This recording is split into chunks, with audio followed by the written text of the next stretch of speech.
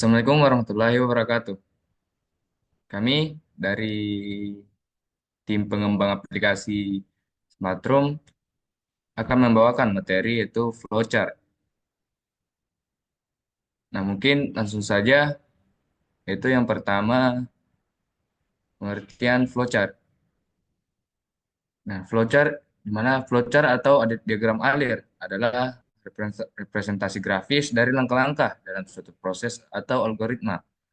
Nah, diagram ini menggunakan simbol-simbol tertentu untuk menggambarkan urutan aktivitas, keputusan, dan alur data dalam sistem atau program yang sedang dirancang. Nah, dengan flowchart, proses kompleks dapat dipecah menjadi bagian-bagian yang lebih sederhana dan mudah dipahami, baik itu oleh pengembang maupun pengguna. Selanjutnya, yaitu sejarah perkembangan flowchart, di mana pada tahun 1921 ketika seorang ahli mesin mengembangkan flowchart sebagai alat untuk menganalisis proses kerja dan juga menggunakan flowchart untuk menganalisis proses kerja dari pekerjaan-pekerjaan yang dilakukan oleh pekerja bangunan dengan tujuan untuk meningkatkan efisiensi kerja. Dan pada tahun 1924 ini telah mengembangkan simbol-simbol standar untuk digunakan dalam flowchart yang dimana digunakan untuk menunjukkan aktivitas, kondisi, dan alur logika dari proses yang digambarkan.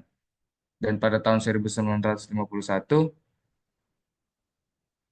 ini di sini tahun ini mengembangkan flowchart untuk digunakan dalam manajemen proyek dengan tujuan untuk membantu dalam perencanaan dan pengendalian proyek. Dan pada tahun 1957, seorang ahli teknologi informasi mengembangkan flowchart sebagai alat untuk digunakan dalam pengembangan perangkat lunak dengan tujuan untuk membantu dalam menentukan alur logika dari program yang dikembangkan. Dan pada tahun 1960-an, flowchart mulai digunakan secara meluas dalam pengembangan perangkat lunak dan manajemen proyek. Kemudian, flowchart mulai digunakan dalam berbagai bidang lainnya seperti perencanaan bisnis, sistem manajemen, dan proses administrasi. Dan untuk sampai saat ini, flowchart masih digunakan sebagai alat yang penting dalam berbagai bidang untuk membantu menganalisis dan mendokumentasikan proses bisnis, sistem, komputer, dan software. Nah, mungkin itu yang bisa saya sampaikan. Saya berikan kepada pemateri selanjutnya. Baik, di sini saya akan menjelaskan jenis-jenis flowchart. Jadi jenis-jenis flowchart itu ada 5. Yang pertama adalah sistem flowchart atau flowchart system. Flowchart system menunjukkan alur kerja dari sistem secara keseluruhan, termasuk hubungan antar komponen dalam sistem. Flowchart ini menggambarkan bagaimana data mengalir dan bagaimana proses saling berinteraksi satu sama lain dalam sistem informasi. Yang kedua adalah flowchart dokumen atau dokumen flowchart. Flowchart ini digunakan untuk melacak alur dokumen dalam satu sistem. Fungsinya adalah menunjukkan bagaimana formulir atau laporan diproses, dicatat, dan didistribusikan antar bagian organisasi. Selanjutnya adalah skematik flowchart. Flowchart ini mirip dengan flowchart sistem, namun lebih visual karena menggunakan gambar, peralatan, atau form sebagai pengganti simbol standar. Hal ini berguna untuk komunikasi dengan pengguna non-teknis. Selanjutnya adalah flowchart program atau program flowchart. Flowchart program menggambarkan logika suatu program secara rinci. Diagram ini digunakan oleh programmer untuk memahami dan merancang urutan instruksi dalam kode program. Yang terakhir adalah flowchart proses. Flowchart proses banyak digunakan dalam rekayasa industri untuk menganalisis tahapan-tahapan proses produksi atau sistem. Dalam konteks analisis sistem, flowchart ini membantu dalam menelusuri alur informasi atau laporan dalam prosedur tertentu. Selanjutnya adalah simbol-simbol dalam flowchart. Yang pertama itu adalah simbol terminator. Terminator berfungsi sebagai permulaan dan sebagai stop dari suatu kegiatan flowchart. Selanjutnya adalah simbol alur atau flow direction. Flow direction berfungsi menghubungkan antar simbol yang satu dengan yang lain. Flow line. Simbol ini berfungsi untuk menunjukkan bagian instruksi selanjutnya. Simbol ini digunakan untuk aliran proses suatu algoritma. Yang selanjutnya adalah simbol penghubung atau on-page connector. On-page connector ialah simbol yang digunakan untuk keluar masuk atau penyambungan proses dalam lembar atau halaman yang sama. Selanjutnya, off-page connector. Off-page connector adalah simbol yang digunakan untuk keluar masuk atau proses penyambungan. Bedanya ini adalah untuk lembar atau halaman yang berbeda. Selanjutnya adalah processing symbol. Processing berfungsi sebagai simbol yang menunjukkan pengelolaan yang dilakukan oleh komputer. Selanjutnya adalah simbol kegiatan atau manual operation symbol. Manual operation berfungsi sebagai simbol yang menunjukkan pengelolaan yang tidak dilakukan oleh komputer. Selanjutnya simbol decision atau simbol keputusan. Decision berfungsi sebagai simbol pemilihan proses berdasarkan kondisi yang ada. Input-output symbol. Input-output berfungsi sebagai simbol yang menyatakan proses input dan output tanpa tergantung dengan jenis peralatannya. Selanjutnya simbol manual. Manual input atau keying operation symbol. Keying operation berfungsi sebagai pemasukan data secara manual atau online keyboard. Selanjutnya simbol persiapan atau preparation symbol. Preparation berfungsi mempersiapkan penyimpanan yang akan digunakan sebagai tempat pengolahan di dalam storage. Selanjutnya adalah predefined process symbol. Predefined process berfungsi sebagai pelaksanaan suatu bagian. Selanjutnya adalah display symbol.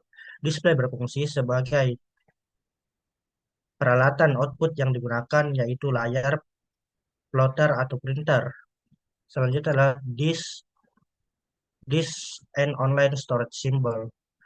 Disk and online storage berfungsi sebagai simbol yang menyatakan input yang berasal dari disk atau disimpan ke disk. Selanjutnya adalah simbol unit pita atau magnetic. Magnetic tape unit berfungsi sebagai simbol yang menyatakan input berasal dari pita magnetik atau output disimpan ke pita magnetik. Selanjutnya adalah punch card symbol. Punch card berfungsi sebagai simbol yang menyatakan input berasal dari kartu atau output di kartu. Yang terakhir adalah dokumen simbol. Dokumen berfungsi sebagai simbol yang menyatakan input berasal dari dokumen dalam bentuk kertas atau output dicetak ke kertas. Itu saja. Selanjutnya untuk penjelasan cara membuat flowchart akan dijelaskan oleh rekan kelompok saya. Baik, di sini saya akan membahas mengenai cara membuat flowchart. Untuk cara membuat flowchart yang efektif memerlukan perencanaan yang matang agar setiap tahap proses dapat ditampilkan dengan jelas dan mudah dipahami. Untuk cara membuat flowchart ada 4. Langkah yang pertama, tentukan tujuan flowchart. Memahami tujuan akan membantu Anda mengidentifikasi sebagai informasi yang perlu ditambahkan dalam diagram alur dan menentukan seberapa mendalam Anda harus menjelaskan setiap tahapannya. Langkah yang kedua yaitu rumuskan langkah-langkah dalam prosesnya. Mengurutkan langkah-langkah akan memudahkan Anda dalam merencanakan alur logistik dan memastikan tidak ada tahap penting yang terlewatkan. Selain itu, Anda juga dapat mengisyaratkan kemungkinan lain yang mungkin muncul pada setiap langkah, seperti tindakan atau keputusan lain yang perlu dipertimbangkan. Langkah yang ketiga yaitu mulai membuat flowchart dengan alat pilihan. Nah, contohnya cara membuat flowchart di Canva. Nah, untuk cara membuat flowchart di Canva yang pertama, buka Canva di browser, lalu ke akun Anda. Apabila belum memiliki akun, Anda bisa mendaftarnya secara gratis. Selanjutnya, pada kolom pencarian template, ketik flowchart untuk menampilkan berbagai pilihan template flowchart. Selanjutnya, pilih template yang sesuai atau pilih desain kosong di menu papan tulis kalau ingin membuatnya secara manual. Namun, untuk yang kami tampilkan ini, kami menggunakan template. Selanjutnya, sesuaikan setiap elemen dengan teks dalam flowchart Anda dengan mengkliknya lalu memilih menu yang Anda butuhkan. Untuk mengedit teks, cukup klik untuk sesuaikan langsung dalam bentuk. Selanjutnya, melalui menu tersebut, Anda juga bisa mengubah warna atau ukuran elemen sesuai kebutuhan. Simpan proyek lalu Anda setelah berhasil membuat flowchart di Canva. Nah, untuk langkah yang terakhir yaitu langkah setelah menentukan tujuan, merumuskan langkah-langkah, mulai membuat flowchart. Nah, langkah yang terakhir itu tinjau dan validasi flowchart, yaitu dengan memastikan setiap keputusan sudah mengarah ke langkah-langkah yang relevan. Dengan cara ini, eh, kita dapat memastikan bahwa flowchart yang Anda buat dapat menguraikan proses secara efektif dan sesuai dengan kebutuhan pengguna. Nah, selanjutnya, kelebihan flowchart. Kelebihan flowchart ada 7. Yang pertama, pemahaman yang mudah. Flowchart adalah alat yang sangat visual yang membuatnya mudah dipahami oleh berbagai orang, termasuk yang tidak memiliki latar belakang teknis. Ini membuatnya menjadi alat komunikasi yang efektif untuk menjelaskan proses kepada tim dan pemangku kepentingan yang beragam. Yang kedua, penyederhanaan proses. Flowchart memungkinkan Anda untuk memecah proses yang kompleks menjadi langkah-langkah yang lebih kecil dan lebih mudah dikelola. Ini membantu dalam memahami proses secara lebih mendalam dan mengidentifikasi area yang mungkin perlu diperbaiki. Yang ketiga yaitu analisis proses. Dengan menggunakan flowchart, Anda dapat menganalisis alur kerja atau proses dengan lebih baik. Anda dapat mengidentifikasi titik-titik lemah atau masalah dalam proses dan mengambil tindakan yang diperlukan untuk meningkatkannya. Kelebihan yang keempat yaitu perancangan sistem. Flowchart dapat digunakan dalam perancangan sistem atau perangkat lunak. Ini membantu dalam menguraikan algoritma atau logika yang diperlukan untuk mengembangkan sistem dengan lebih baik. Nah, kelebihan yang kelima yaitu dokumentasi. Flowchart adalah alat yang berguna untuk mendokumentasikan proses. Ini membantu dalam menyimpan catatan tentang bagaimana suatu proses dilakukan yang dapat digunakan untuk pelatihan atau referensi di masa depan. Kelebihan yang keenam itu kolaborasi. Flowchart memfasilitasi kolaborasi dalam tim atau antara departemen. Tim dapat bekerja sama dalam mengembangkan atau memperbaiki proses dengan lebih baik ketika alurnya secara visual tergambar. Nah, kelebihan yang terakhir itu pemecahan masalah. Flowchart dapat digunakan sebagai alat untuk memecahkan masalah. Dengan menggambarkan alur masalah, Anda dapat mengidentifikasi akar penyebab dan mengambil tindakan perbaikan yang sesuai. Nah, untuk kekurangan flowchart ada 7. Nah, untuk kekurangan flowchart yang pertama keterbatasan dalam representasi. Flowchart memiliki keterbatasan dalam merepresentasikan beberapa aspek kompleks dalam proses, terutama jika proses itu sendiri sangat rumit atau memiliki banyak variabel. Yang kedua, kesalahan dalam pembuatan. Flowchart yang salah dapat mengarah pada pemahaman yang salah dan mengakibatkan kesalahan dalam pelaksanaan proses. Oleh karena itu, pembuatan flowchart harus dilakukan dengan hati-hati. Yang ketiga, waktu dan upaya. Pembuatan flowchart yang akurat memerlukan waktu dan upaya. Ini dapat menjadi tugas yang memakan waktu terutama untuk proses yang sangat kompleks. Yang keempat, tidak fleksibel. Flowchart cenderung kurang fleksibel ketika ada perubahan dalam proses. Ketika ada perubahan, flowchart mungkin perlu diperbaharui, yang dapat menghabiskan waktu dan sumber daya. Yang kelima, kesalahan manusia. Kesalahan manusia dapat terjadi dalam pembuatan flowchart seperti penggambaran simbol yang salah atau salah menghubungkan langkah-langkah. Ini dapat mengakibatkan pemahaman yang salah tentang proses. Yang keenam, tidak cocok untuk semua proses. Flowchart mungkin tidak cocok untuk semua jenis proses atau alur kerja. Ada beberapa proses yang lebih baik dijelaskan dengan cara lain seperti diagram Gantt atau untuk manajemen proyek. Yang ketujuh atau yang terakhir, terbatas dalam konteks dinamis. Flowchart adalah representasi statis dari proses. Ini tidak dapat menggambarkan perubahan yang terjadi dalam proses seiring berjalannya waktu. Untuk materi selanjutnya akan dijelaskan oleh rekan saya. Kepadanya dipersilakan.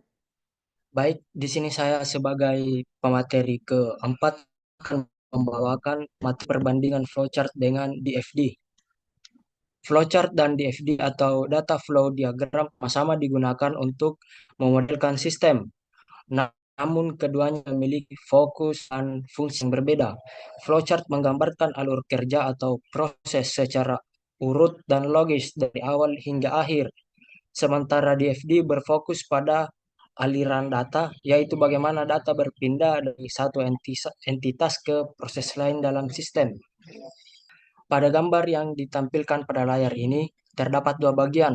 Pada bagian pertama menunjukkan alur kerja sistem kasir menggunakan flowchart, di mana langkah-langkah ditampilkan secara berurutan, mulai dari input data barang hingga pencetakan struk.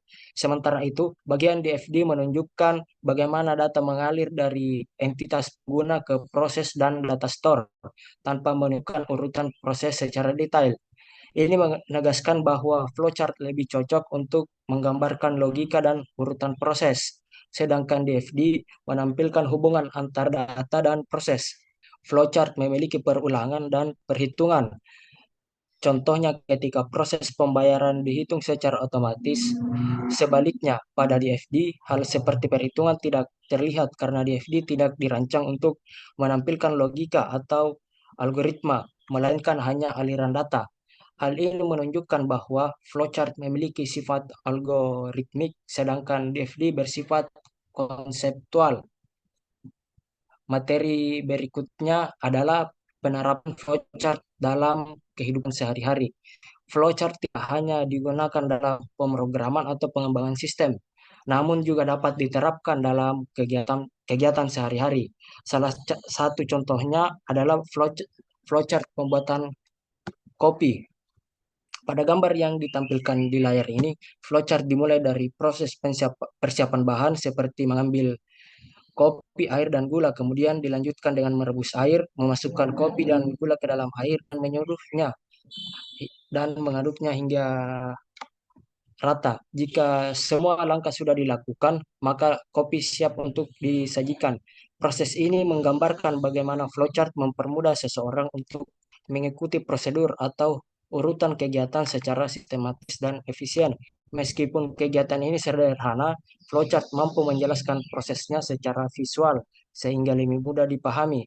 Hal ini juga menunjukkan bahwa flowchart berguna untuk menjelaskan kegiatan rutin agar dapat dilakukan dengan benar dan konsisten.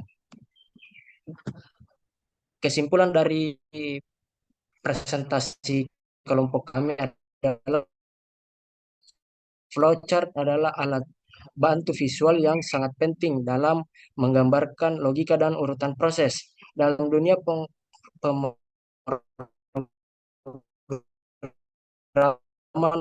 maupun kegiatan sehari-hari, flowchart memberikan kemudahan dalam jenis-jenis memungkinkan penggunaannya sesuai konteks yang dibutuhkan. Meskipun memiliki keterbatasan seperti kurang fleksibel terhadap proses yang kompleks dan dinamis, flowchart tetap menjadi alat yang efektif jika digunakan dalam pemahaman yang tepat. Demikian pemaparan kelompok kami mengenai materi flowchart. Semoga penjelasan ini bermanfaat dalam memperluas pemahaman kita semua, dan terima kasih atas perhatiannya. Wabillahi taufiq wal hidayat. Wassalamualaikum warahmatullahi wabarakatuh.